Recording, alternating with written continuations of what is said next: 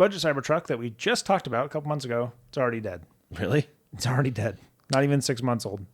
They're not doing it anymore because of low sales. So this was their budget-friendly Cybertruck. Came in at a measly $70,000. Rear-wheel drive, no tonneau cover, a bunch of options missing. Still $70,000.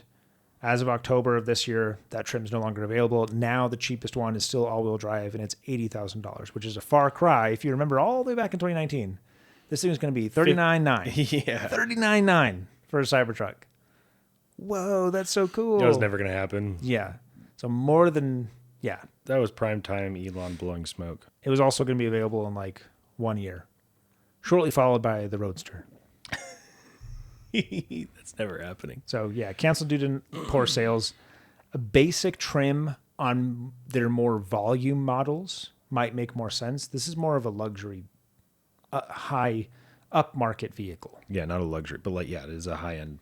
If they did a basic trim on the Model 3 or the Model Y. But then again, the benefit of the Tesla over other EVs is that you can still road trip them. Well, they did come out with a standard trim for the Model Y and Model 3.